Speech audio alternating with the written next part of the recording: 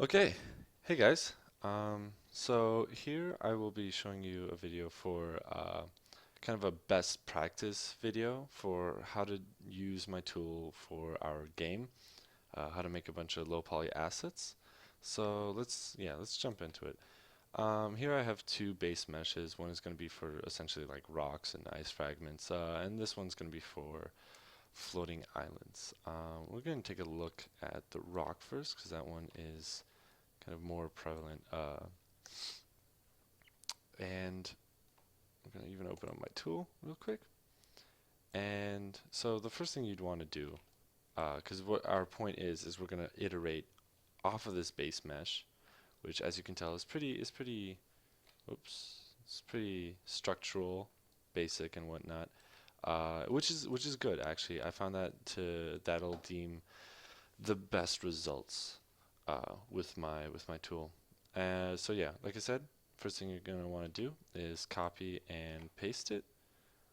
Ignore that little window that comes out. It's because I have the student version of Maya, so it's gonna give me crap all the time. So yeah, you're just gonna duplicate a bunch of these, as many as you want, as many as you need, and have been asked to make essentially. Because this process is going to be really quick, so might as well get all your meshes out onto your scene. That way you don't have to keep count. You just have to go through them all. And once you have them all out, I like to have the copies in one area and then bring them out into this more open space with the less congested viewport area uh, out here in the open when I'm working on them individually. So, uh, go ahead. I like to select vertices. Okay, making weird colors. Oh, I think I have soft select on. Yes, I do. Okay. Uh, yeah, you can choose either faces, vertices, edges. I prefer vertices because my tool kind of works better that way. And so it's gonna be easy as this point. And let's do point two. Point two. Okay, and randomize position. And boom, you've got kind of a more deformed pebble. Well, these would be actually more like boulders, the size of these, which I'll actually explain how to make different sizes in a low poly, like make different sized low poly rocks, because it's a little bit more complicated than just simply scaling your model up and down. Let's see. I kind of like that shape. Doesn't really matter for this little tutorial here, but now that I've got a shape that I like, all I gotta do is put it back in its place right there and move on to the next one. But yeah, as I was saying, the way the way you want to go about it, when you're thinking of making different sized rocks, uh, it's more. Oh, whoops! No, stop, cancel. Okay. It's more based on how much topology you have. Yeah, kind of like that. Uh, and I'll show you what I mean right now. So, like I said, these are more like mid-sized boulders, something that would be around the size of the character or a little bit smaller. If you want to make a pebble, let's say, you wouldn't want to use something with so many, like yeah, little shards, little pebbles that might be kicked up or like the shattered pieces of a rock, essentially. You wouldn't want to start off with a base mesh with so many faces, so many vertices and whatnot, so much topology. All you would really need is to make a base mesh like this, just a simple box, honestly. Select all the vertices again and kind of just go ham with it. You've got something, yeah, I'm just gonna grab these two, kind of like move them out here, and if you just object mode, yep, kind of go down on it, and look at that. You've got a little shard. I think now you could see what I mean. Like that looks more of a shard, like compared if you put this right next to this rock right here. That looks like a shard just came off of it. While if you wanted to make like a giant boulder, something the size of probably like 20 feet high. Um, Actually, let's go with a sphere. You'd start off by let's make a quick sphere.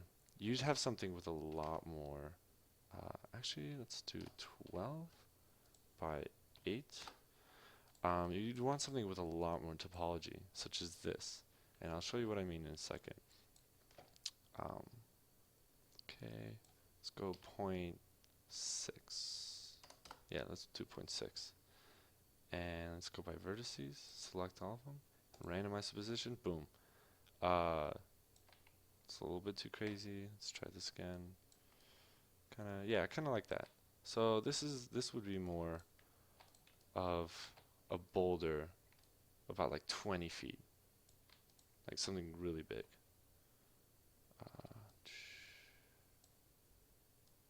I don't know.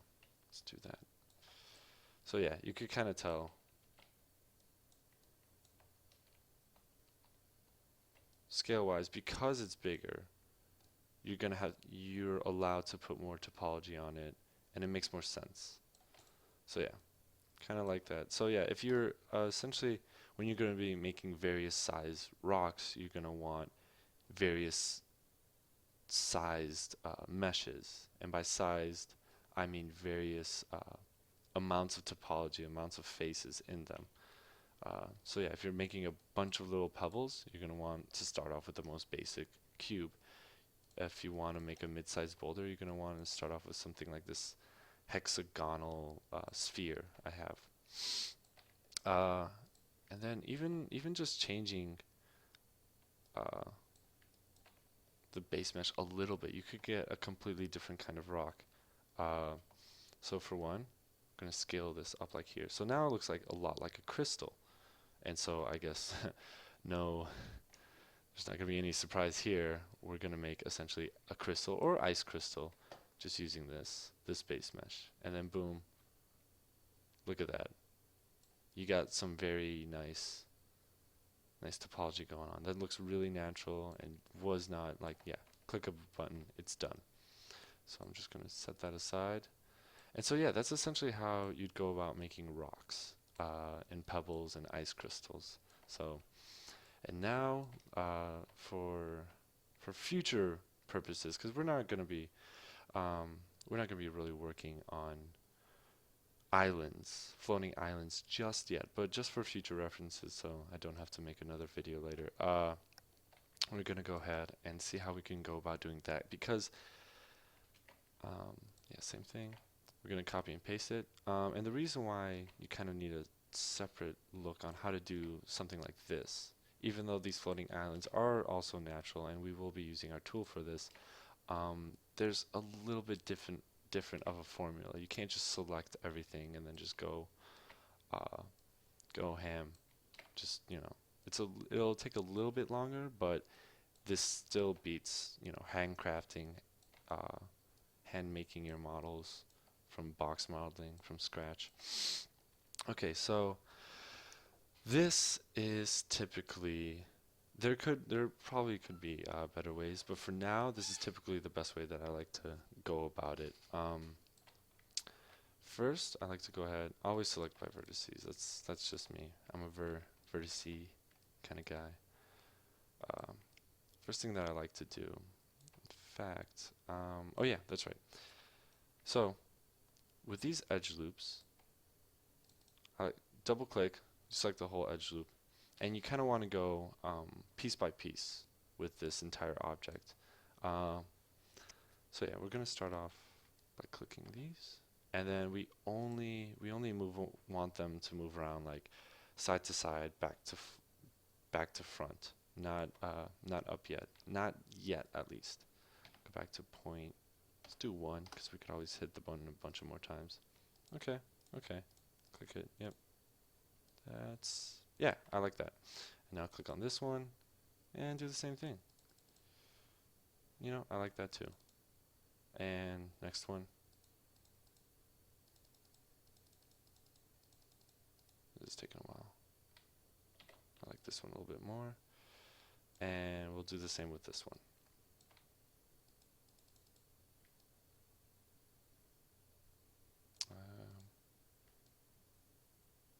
Okay.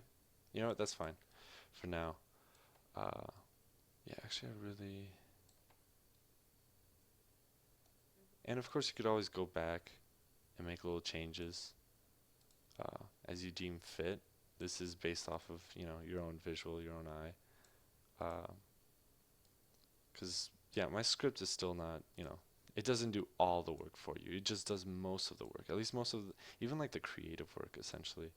Because it's hard to mimic nature. It's hard to make something look natural. Uh, Mostly in something so like geometric and so low poly. Something with such little detail. Because yeah. And then yeah, I'm just gonna go ahead and mess around a little bit more. That's just I can't help myself. I'm sorry. Sue me. Uh, okay. And you know what? I'm just gonna go ahead, pick out these two, and then move. Jeez, come on. Okay, there we go. And you gonna move them out there. Pick these two and move them a little bit more inward. You know what? Just gonna have to say I'm gonna go with this. This one just a little bit more. Okay. Okay, I've wasted enough time on this. Okay, so now let's move on to doing the same thing for these two. Just moving them kind of a little bit, just a little bit side to side, just to make the topology a little bit more natural. Okay, actually I kind of like this one. It doesn't have to be too drastic. And just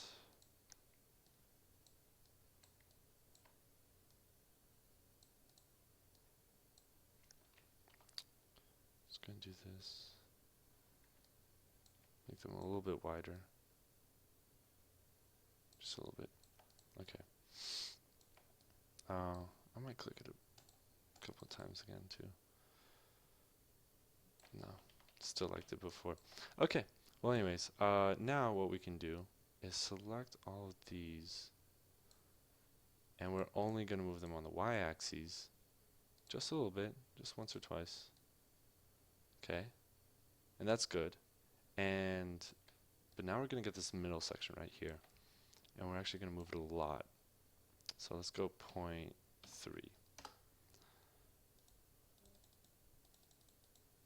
See, oh, it's getting a little bit dangerous, but you know what? I'm okay with it. I'm honestly okay with it. So that's good. And then over here, we're gonna kind of want to do the same thing, but let's not do it as crazy. Let's just do 1.15, because you have to worry about them getting too close to certain things. Okay, kind of like that. And now that we have most of it done, all we gotta do is make little changes, kind of go off of what we see. So this one's sticking out a bit, so I'm gonna move it down. There, just make another spike. I like that. Yeah, I like that a lot. Move this one down here. Do I want it there? Let's see. Kind of fix this one up a bit. There we go. What else can we do? This one's a little bit too flat right there, so kind of needs a little bit more support on that mount. Though I do like it, not gonna lie. Move it like right there, and move this one out a lot.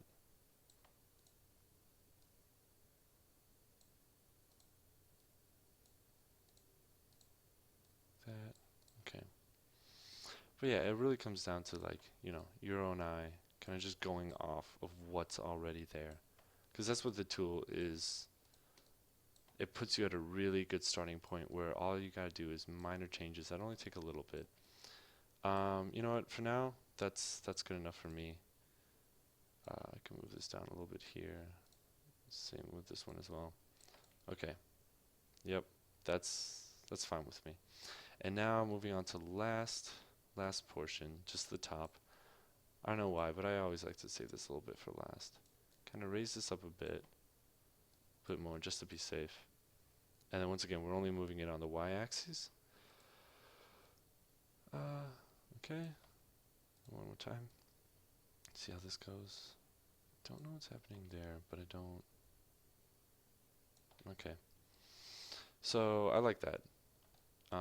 You're not. Actually, let's go back a little bit because I don't want to get too crazy with it. It is the top, and it's still supposed to feel like a top, um, even though a lot of yeah, it's still supposed to feel like a top, even though there is a little bit of a bumpness to it. This could be actually this one. Uh, it's a pretty big island. You know, the character would be about like that tall, I'm guessing, compared to it.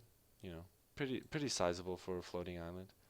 Um, but yeah, and then the last thing I want to do is go back to vertice select, press B for a soft select. And you know what? I'm gonna even go smaller on that radius. Let's go. Wow, that's so sensitive. zero point 0.4. You know what? Yeah, that's good. Then go to W, kind of pull it up.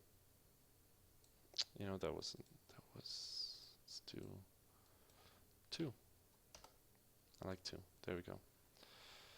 And now, yeah, W, pull it up a bit more. Just a bit more. Come on, Johnny. Okay. Yeah, there's still probably would be some more things to do. But anyways, so yeah, that's how you do it. Uh, Pretty nice looking floating island. Yeah. Okay, go ham, guys.